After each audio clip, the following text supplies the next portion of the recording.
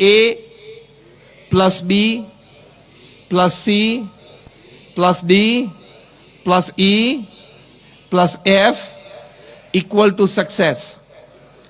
A is aim, B is belief, C is confidence, D is discipline, E is effort, F is faith, is equal to success. આ સૂત્ર તમામ વાલીઓ તમે ઘરે જઈને તમારા વિદ્યાર્થીઓ એટલે કે તમારા સંતાનો એ તમારા ઘરમાં જ્યાં એનું વિદ્યા અભ્યાસનું સ્થાન હોય એટલે કે સ્ટડી ટેબલ હોય જ્યાં બેસીને ભણતા હોય ત્યાં સૂત્ર સરસ રીતે લખીને તમે આજે રાત્રે સુવો એ પહેલા તમારે મૂકી દેવાનું છે.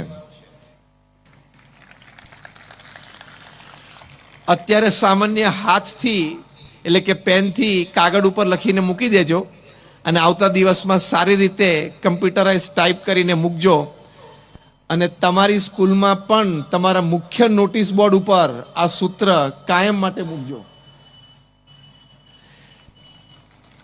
એટલે તમારું 5 વર્ષ પછી રજત જયંતિ મહોત્સવનું વર્ષે સારું ઉજવાશે અને એના 25 વર્ષ પછી સુવર્ણ જયંતિ વર્ષ પણ સારું ઉજવાશે. સનાતન મૂલ્યો હંમેશા સનાતન રહે છે. there is no shortcut to success.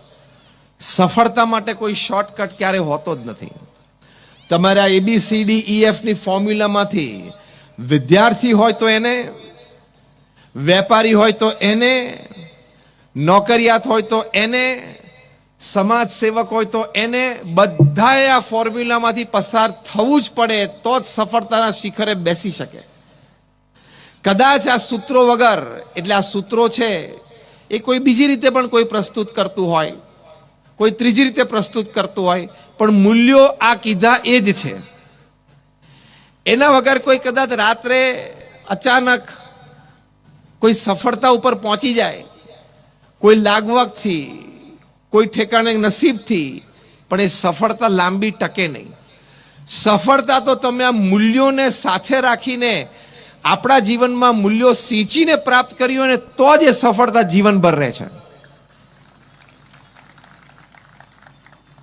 Success comes to you સ્વીટલી. સફળતા તમારી પાસે મધુરતા સાથે આવે. Success remains with you life time. સફળતા તમારી પાસે જીવનકાળ દરમિયાન સુધી રહે. એની પાછળની એક જ વાત કે એની પાછળનું એક જ રહસ્ય કે એની પાછળનો એક જ સિદ્ધાંત છે કે તમે મૂલ્યનિષ્ઠ સફળતા પ્રાપ્ત કરી હોય તો જ. મૂલ્યનિષ્ઠ સફળતા વગર પૂર્ણ સફળતા, સફળતામાં સાતત્ય એ શક્ય જ નથી. It is impossible. એમાં અત્યારે 21મી સદીમાં સખત પરસ્પર સ્પર્ધાના જમાનામાં એ મૂલ્યનિષ્ઠ સફળતા વગર એ સફળતા હંમેશા અસ્થાયી છે. એટલે વાલીઓને એ અનુરોધ છે, શિક્ષકોને પણ એ અનુરોધ છે કે વાલીઓ અને શિક્ષકોએ તમામે આવું મૂલ્યનિષ્ઠ શિક્ષણ અને મૂલ્યનિષ્ઠ પદ્ધતિ એ હંમેશા અપનાવી જોઈએ. વિદ્યાર્થી પરિશ્રમી હોય,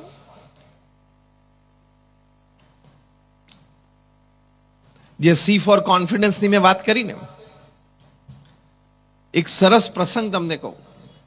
અમારી સંસ્થામાં મારા વડીલ સદગુરુવર્ય સંત છે પરમ પૂજ્ય કોઠારી સ્વામી. અત્યારે લગભગ એમની ઉંમર 88 વર્ષની છે. ખૂબ સારા પ્રવૃત્ત છે.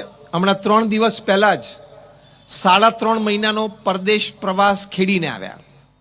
UK, કેનેડા, અમેરિકા બધે જ.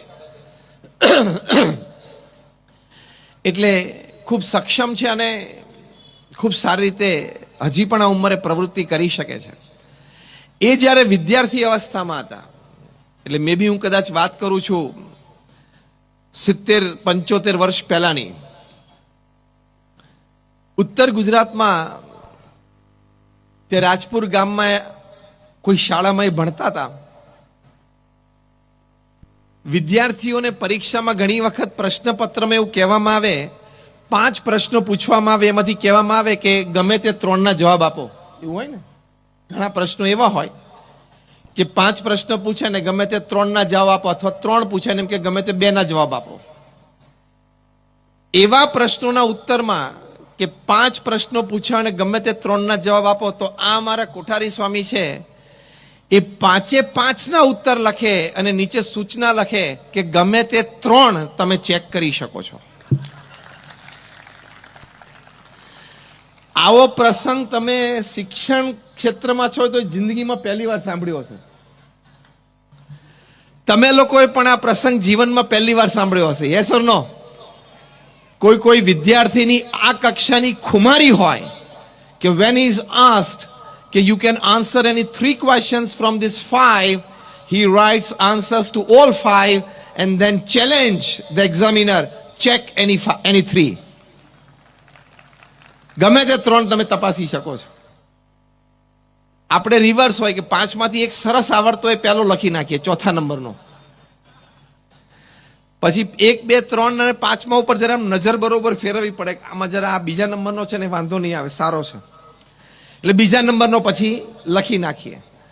અને પછી જે ત્રીજો લખવાનો ને એમાં પહેલો, ત્રીજો અને 5મામાં શોધતા લગભગ 2 થી 3 મિનિટ થાય.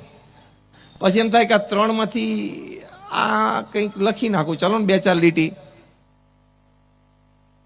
આવો વિદ્યાર્થી કદાચ પૃથ્વી ઉપર આ એક હશે, અમારા કોઠારી સ્વામી જેવો, કે ચેક એની 3. તો આવી ખુમારી વિદ્યાર્થીને પણ હોવી જોઈએ. શિક્ષકોને આ પ્રસંગ ઉપરથી જે મારે ઉપદેશ આપવો છે, માર્ગદર્શન આપવું છે, એ છે કે તમે શિક્ષક તરીકે, કારણ કે હું તો લગભગ મે બી more than 500 such education seminars અથવા તો શૈક્ષણિક સંસ્થાઓના નાના મોટા કાર્યક્રમમાં જવાનું નસીબ મને પ્રાપ્ત થયું છે અને શિક્ષકો સાથે વાર્તાલાપ કર્યો છે. શિક્ષકોને હું એક સરસ આયોજન આપું છું. ઘણા બધા શિક્ષકો તમે અહીંયા બેઠા છો. તમારી ક્લાસમાં પીરિયડ કેટલી મિનિટનો છે? 45 મિનિટનો ક્લાસ છે, એટલે કે 45 મિનિટનો કોઈ પણ વિષયનો પીરિયડ છે. તો જે શિક્ષકો અહીંયા બેઠા છે એમને અનુરોધ છે કે તમારે 45+0 ટાઈમનો પીરિયડ નહીં લેવાનો, 40+5નો સમયનો પીરિયડ લેવાનો. હવે શું છે હું તમને સમજાવું. તમારે 45 મિનિટ સુધી તમારો વિષય તમે ભણાવો છો, એ શિક્ષક તરીકે તમારી જવાબદારી પૂર્ણ સારી રીતે કરો છો, એમાં બે મત નથી. પણ તમારે જ્યારે વિદ્યાર્થીનો વિકાસ કરવો છે ત્યારે તમારે 45 મિનિટ નહીં, 40+5નો પીરિયડ રાખવાનો. 40 મિનિટ તમારે તમારો વિષય ભણાવવાનો અને પછી છેલ્લી 5 મિનિટ આવી પ્રેરણાદાયી વાતો કરવાની. તમે સરદાર વલ્લભભાઈ પટેલના જીવનનો કોઈ પ્રસંગ વિદ્યાર્થીને કહી શકો. તમે લાલ બહાદુર શાસ્ત્રીના જીવનનો કોઈ એવો અદ્ભુત પ્રસંગ કહી શકો. તમે ડોક્ટર એપીજે અબ્દુલ કલામ સાહેબના જીવનનો કોઈ એવો પ્રસંગ કહી શકો. તમે પ્રમુખ સ્વામી મહારાજના જીવનનો કોઈ પ્રસંગ કહી શકો. તમે પરદેશની ધરતી ઉપર પણ થયેલા આવા મહાપુરુષો નેલ્સન મંડેલા, એમના જીવનનો કોઈ પ્રસંગ કહી શકો. તમે અબ્રાહમ લિંકન કે માર્ટિન લુથર કિંગ, એમના જીવનનો પણ કોઈ પ્રસંગ કહી શકો. અરે તમે ભગવાન કૃષ્ણ, અર્જુન, એમના જીવનનો પ્રસંગ કોઈ કહી શકો.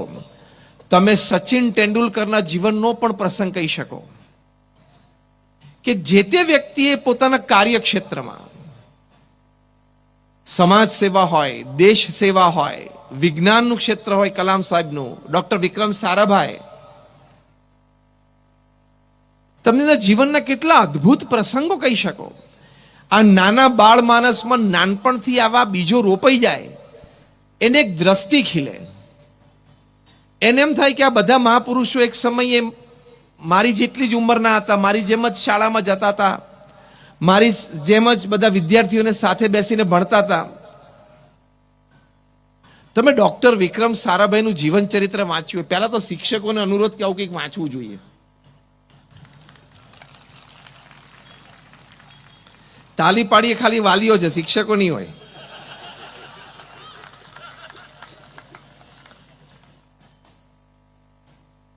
તમારે તમારી શાળાનો વિશેષ પેલી પ્રગતિ કરવી હોય વિશેષ, તો શિક્ષકોનો દર વર્ષે આવું જનરલ નોલેજ ને જનરલ ઇન્ફોર્મેશનનું તમે કોર્સિસ ચાલુ કરીને એની પરીક્ષાઓ ચાલુ કરો. અગેન શિક્ષકોને ખૂબ નમન છે કે તમે તમારો વિષય ખૂબ સારી રીતે ભણાવો છો, એમાં બે મત નથી, એની માટે તમને અભિનંદન છે.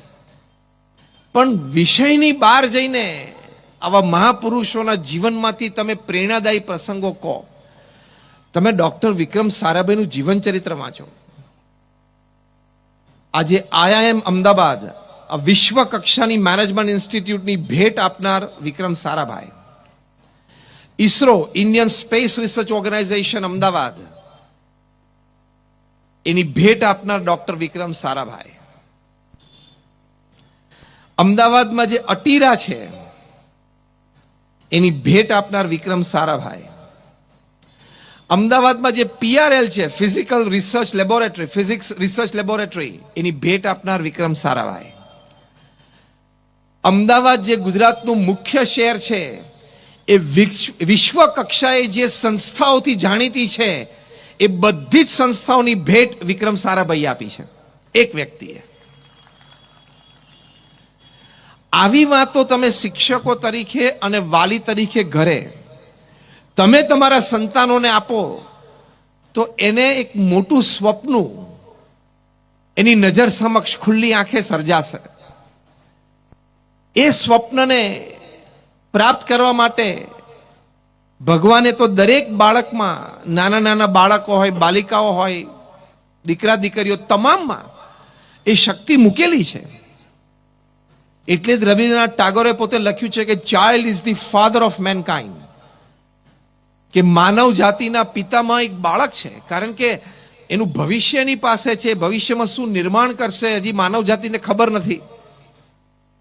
જેમ કલામ સાહેબ બહુ નાના રામેશ્વરમાં નાના બાળકો સાથે રમતા હશે ત્યારે કોને ખબર હશે કે આ ભારતના મિસાઇલ મેન બનશે, ભારતના એટોમિક પ્રોગ્રામના પિતામહ બનશે, પીપલ્સ પ્રેસિડેન્ટ બનશે અને દુનિયાની 48 યુનિવર્સિટીઓમાંથી એમને માનદ ડિલીટની ડિગ્રી મળશે. કોને ખબર હતી? એમ તમારા વેરાવલમાં પણ આવા ઘણા બાળક હશે કે જેની બુદ્ધિમત્તા આ કક્ષાની છે, જેના હૃદયમાં આ ધરબાયેલું છે. તો શિક્ષક અને વાલી તરીકે તમારી જવાબદારી છે. એટલે શિક્ષકોએ, એટલે તમારી સ્કૂલમાં શિક્ષકોએ હવે 40 મિનિટનો પીરિયડ લેવાનો અને ઉપલી 5 મિનિટ તમે આવી પ્રેરણાદાયી વાતો કરો. એટલે શિક્ષકોએ પણ નિયમિત થોડું વાંચન કરીને આવવું પડશે ને. અને ઘણી વખત જ્યારે હું શિક્ષકોને વાત કરું ત્યારે કહું છું તમે 10,000 વિદ્યાર્થીઓને ભણાવીને તૈયાર કર્યા એની માટે 100% તમને અભિનંદન છે. પણ જ્યાં સુધી તમે એક ડોક્ટર કલામ, એક ડોક્ટર વિક્રમ સારાભાઈ, એક સરદાર પટેલ દેશની ભેટ ના આપો ત્યાં સુધી શિક્ષક તરીકે તમે અધૂરા છો. એક બાજુ આવા 10,000 વિદ્યાર્થીઓ અને એક બાજુ આ કક્ષાની એક વિભૂતિ, એને તમે તૈયાર કરી શકો તો એ દેશની મહાન સેવા છે. તમે શિક્ષક તરીકે એક વિચાર કરો કે ભવિષ્યમાં કોઈ વિદ્યાર્થી, એટલે કોઈ વ્યક્તિ તમારા ઘરે આવે, તમારી ઉંમર તો 70, 75, 80, 85, 90 ની હોય, અને એ વ્યક્તિ તમારી સામે આવીને ઊભો રહે કે સાહેબ મને ઓળખ્યો. એટલે સાહજિક છે કે તમે ન ઓળખી શકો, કારણ કે કદાચ 50-70 વર્ષનો ગેપ પડી ગયો હોય. એ વિદ્યાર્થી તમને એમ કે સાહેબ હું તમારો વિદ્યાર્થી, અને લગભગ 50-60 વર્ષ પહેલા તમે મને આ ભણાવેલો. આજે હું ઇન્ટરનેશનલ મોનિટરી ફંડ IMF નો કમિટી મેમ્બર છું. આજે હું ઇન્ડિયન ઇન્સ્ટિટ્યૂટ ઓફ મેનેજમેન્ટમાં પ્રોફેસર છું. આજે હું રિઝર્વ બેંક ઓફ ઇન્ડિયાનો ગવર્નર છું. આજે હું ભારતનો ફ્રાન્સ ખાતેનો એલચી છું. આજે હું ભારતની એક્સટર્નલ અફેર્સ કમિટીમાં મેમ્બર છું. આવી એક વાત તમે સાંભળો એટલે 90 વર્ષે તમને જે આનંદની છોડ ઉછળશે ને, 90 વર્ષ દરમિયાન એક પણ વાર નહીં ઉછળી હોય ને, એવું તમને ચેલેન્જ અને ગેરંટી સાથે કહું છું.